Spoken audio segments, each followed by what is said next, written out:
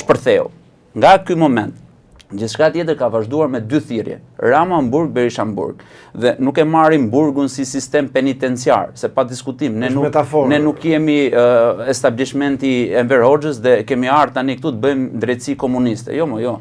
Drejtësia do bëhet nga organet e drejtësisë. Dhe nëse Rama duhet merret në hetim, ne themi duhet merret në hetim për X padi që janë bërë aty, nuk e themi anabulla, nuk e themi në mënyrë abstrakte. Nga ana tjetër kur themi Berisha-Burg, nuk themi që Spaku ndërmarrë jetime siç i ka ndërmarrë dhe ai i ka akuza, por Burg është djegja politike. Pra, ikja nga skena politike sepse ka dëmtuar një opozitarizëm që nga ana tjetër duhet ishte poli që duhet i jepte shpresë, sepse njerëzit janë mësuar me këtë dualitet. Pa diskutim, janë mësuar me dualitetin, ka të bardhë por ka të zezë, ka dritë dhe ka errësirë, ka zot e ka djallë. Dhe nga ana tjetër njerëzit janë mësuar me pozitë dhe opozitë. Në momentin që një person të shkatron opozitën, pa diskutim që duhet të digjet dhe kjo Berisha-Burg është kundër tij.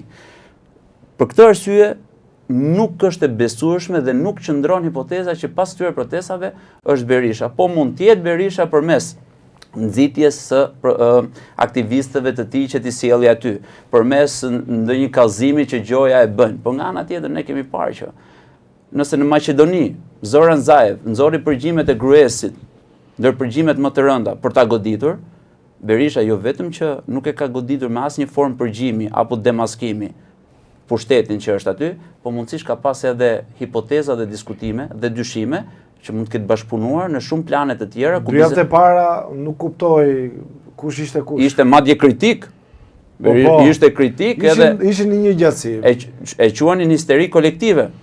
Dhe thoni që shqyqyqi na erdhi se edhe unë dikur kam dashur ta jap Sazanin, e nga ana tjetër thoshte Zvërneci është investim privat, pavarësisht se është prej e falsifikimeve dhe sot personi që ka pjesën ndërmuese të tokës është në hetim ndërkombëtar për lëndë narkotike, që dije që iku nga këtu me 2 vrasje mbi shtëpinë. Pra gjithë patjetër, Artur Sheu është personi që ka gjithë kusuret e asaj toke aty.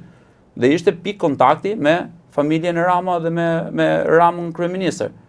Pra, në momenti që ti ke këtë situatë dhe ti mbron këtë lloj investimi privat, që është në një terr informativ, që s'ka konsultim, atëherë pa diskutim që ti je nga ana e Ramës dhe me drejt protestuesit shpesh herë thon, këto janë bashk, sepse kanë parë plot situata të tjera ku ato janë gjendur bashk.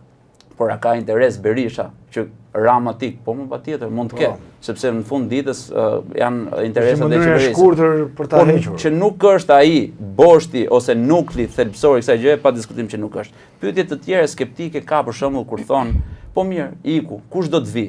E me shaka unë ja kthej ndonjëherë them që në fillim për çdo që ka punuar pak tok, është e vështirë të shkulësh barin e keq, se bari i keq ka rrënjë edhe që vazhdojnë edhe të duhet shumë kohë, a për të mbjellë një trëndafil? Për mbjelljen e trëndafil është gjëja më e thjeshtë e mundshme.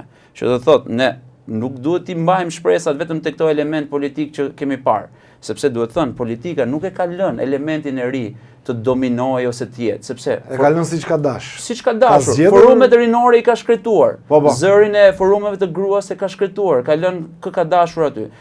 Debatin midis partisë ose për çështje idealit të partisë ose frymën e majt, frymën e djathtë e ka zeruar, pra gjithë kanë një frymë që është frymë pragmatiste, kapitaliste, nuk është se ka ideologji të majt, ideologji socialdemokrate apo ideologji konservatore apo liberale. Që do të thotë këto elementë që janë me një farë formimi nuk kanë arritur të vinë deri aty që sot të jenë shpresat, të jenë pamja, të jetë zëri, të jetë figura për një të ardhme. Kështu që është krejt e thjesht të largosh një këtë, pra po themi e thjesht në formën që ta heqim dhe pastaj gjëja që për të zgjedhur një tjetër do të vi me patjetër dhe njerëzit nuk duhet mësohen me po pse nuk po del dikush, pse nuk po del një person që të marrë drejtimin dhe të thotë që shikon nëse ikën Rama do të vi unë. Jo, nuk është kjo. Sepse kjo protestë nuk u soll nga një kokë dhe çdo kokë që do dalë është një kokë që mund të pritet në sensin figurativ të fjalës, sepse kërkon protagonizëm të panevojshëm. Nëse një kokë do të na sillte deri këtu, pa diskutim ajo kokë do meritonte të ndiqej dhe të kishte i thar deri në zgjedhjen e tij si kryeministër. Por jo, e kanë tentuar partitë e vogla, e kanë tentuar element brenda forcave dhe nuk ja kanë arritur. Koka vetëm është koka e revolucionit flamingove, pra një grup njerëzish që po kërkon të krijojë sistem. Dhe nga ana tjetër unë i pyes dhe i them, njihni ndonjë politikan në Zvicër? Asnjë nuk di të thonë. Sistemi është më i fortë. A njihni sisteme në Zvicër që funksionojnë? Qëti sistemi i orave apo sistemi bankar e merr me radhë, sa sistemi shëndetësor, sistemi social, sistemi politik. Shtet gjysmë ushtarake. Pra ne po duam të krijojmë një çark që nëse vjen Gerti ose nëse vjen tjetri dhe ka një ideologji ose ka një mënyrë veprimit gabuar, çarku ta zëri dhe thotë që shiko, ky është limiti yt.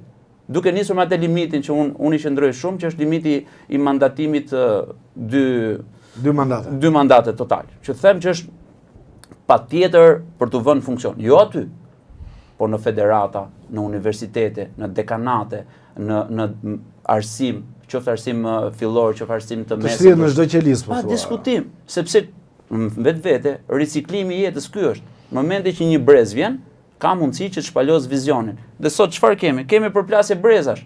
Gjenerata Z që përplaset me gjeneratën, Rama duhet jetë baby boomers, mos gaboj, me vitet që ka. Llogaritë sa larg. Ka një gjenerat mijëvjeçare, millennials, që unë bëj pjesë e këto se jam i 91-shit. Pra, përplaset një gjenerat midis me gjeneratën tjetër, jemi shumë larg. Ato duhet përplaseshin me ne, po jo me gjeneratën e Ramës që duhet ishte ikur.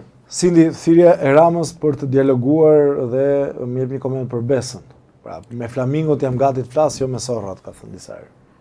Patjetër Besa ishte një tjetër fabulë e radhës, për më tepër me zgjedhjen interesante të fjalës Besa, që është pikërisht ajo që ne e kemi një nga vlerat morale të shqiptarëve, është një term shumë i gjerë që nuk mund ta shpjegojmë tani, do të duhet që në ditë të tëra ka konotacione nga më të ndryshmet, por është një vlerë që ne e ruajmë si një traditë të mirë shqiptare dhe që të keq përdoret me qëllim propagande është në fakt për të ardhur keq. Është tjetër tentativë, nuk pash asnjë lloj reagimi që të ishte në formë që të jepte një zgjidhje situatës. Pash disa tentativa për të na përshkruar si një popull që kemi shumë pritshmëri, por jo mungesa, një popull që po kërkon më shumë se ç'duhet, sepse në fakt gjërat i kemi super. Thjesht këto janë disa lukse ekstra që ne kërkojmë në protestë. Pra ishte një tjetër tentativë shumë nuk solli asnjë reagim pozitiv. Është folur në grupin koordinues për të hyrë në një lloj negociate me kryeministrin apo jo? Është e mbyllur direkt. Negociatat nuk kanë vend më.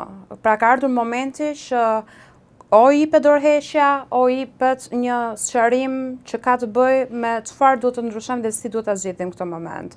Të vetmet reagime që ne kemi nga qeveria janë shumë reagime të cilat kanë tentuar gjithmonë të zbehin protestën, që nga fillimi janë atakuar persona, individ, që në asnjë vend të botës nuk mund të atakosh një person, një qytetar shqiptar që ka të drejtën e gjithë botës, jo vetëm për të protestuar, por për të denoncuar, për t'u vënë kundra sistemet, sepse jetojmë në demokraci, pavarësisht se këtu është një demokraci fiktive, por reagimet kanë qenë, domethënë, të një sistemi që vazhdon që të uli, të shtypi shqiptarët madje të fusë përçarje midis tyre, që është jashtëzakonisht larg çdo lloj logjike. Pra, përçarjet sidomos unë e shoh që kanë qenë të krijojnë një konflikt të brendshëm, pasi nuk ka kokë, siç u tha deri tani, kjo është në forca më e madhe që ka kjo protestë, që nuk ka një kokë që të goditat. Kështu që kjo lëvizje do vazhdoj të bëjë atë punën. Do vazhdoj të bëjë punën dhe të insistoj te kërkesat e saj. Po debati për ta kthyer në një lëvizje qytetare me një qasje më pas politike, lëvizje politike, të qëndron në afatgjat. Kjo është një tezë imja, që ky është niveli i parë, protesta avion, organizimi shumë i mirë, por duhet kaloj nivelin e dytë, kjo është në optikën time se njëri që ka mbaruar shkenca politike dhe kanë parë lëvizje të tilla, të cilat kanë arritur të ndryshojnë sistemin kur janë futur në sistem politik gjithmonë. Por kjo është tezë imja. Cili është qëndrimi ose ato që ju diskutoni? Unë nuk jam eksperte e shkencave politike, por kam lexuar goxha shumë, sidomos të periudhë, për shumë teori sociologjike, madje më pëlqen teoria që flitet edhe nga Sidney Terrell, që shpjegon shumë për dinamikat e kontestimit. Dhe protesta nuk është thjesht një momentum, është lëvizje e gjerë që nuk duhet parë si një vijë lineare që ndodh fillimi, pastaj ka një zhvillim, pastaj ka një fund. Absolutisht kjo që thuat jo është e vërtetë, sepse mund të ketë ose demobilizim, ose pastaj të ketë një lloj transformimi. Pra, të shndërrohet ose në diçka politike, ose të shndërrohet në diçka që nuk di të them për këtë pjesë, sepse jam shumë e sigurt që ka shumë persona që kanë një dëshirë ose interesa politike dhe kanë shumë të drejtë që ta bëjnë. Por deri tani nuk mund të them që do të dalë diçka nga protesta dhe do të zhvillohet. Dhe mendoj se në fakt shqiptarët e kanë këtë pritshmërinë që po çfarë do bëni tani, se u bë çfarë u bë, kur do kaloj, u bë 60 ditë, durojmë. shkoj 90, mund shkoj Por kjo 120. Këto lloj lëvizjesh kaq të mëdha nuk mund të pritet që të kenë një zgjidhje të menjëhershme. Nëse do të vijë në mënyrë natyrale, siç ka ardhur tani çdo gjë në mënyrë graduale dhe natyrale, që të krijohen nisma, të krijohen disa mobilizime, edhe aleanca qytetarësh, diaspora organizohet në anën e saj, mund të ketë diçka në të ardhmen. Ti do organizosh një konferencë me akademikët apo jo? Po organizojmë një konferencë që nisma quhet Global Albanian Academics Network dhe do të organizohet një konferencë në tetor me datë 24 dhe 25, ku do të synohet raporti Shqipëria 2026. Pra synojmë të krijojmë një raport mbi demokracinë, institucionet dhe një antarësim të shpejtë të Bashkimit Evropian. Kjo është absolutisht një përgjigje ndaj asaj që po ndodh tani. Mund të mendohet që po në tetor neve duam tani, por gjërat akademike marrin më shumë kohë dhe absolutisht. Tetor është edhe progres raporti i BE-s, që publikohet nga Komisioni Evropian. Gert, ti me kë varianti je? Vijon kështu apo shikohet dhe ndoshta një formacion qytetar që konkludohet, pse jo, ta themi hapur në një parti politike në fund ditës? Për të bërë një analizë aspektit të partizimit ose krijimit të një partie që do të përfaqësojë protestën. Unë mendoj që për momentin ajo që është konglomerat, ose më mirë po themi është një konstelacion. Ka shumë ysi aty brenda. Dhe duke qenë se ka ysi, ka parti të ndryshme, ka forcat e aktivistëve, ka qytetarë të lirë dhe me të drejtë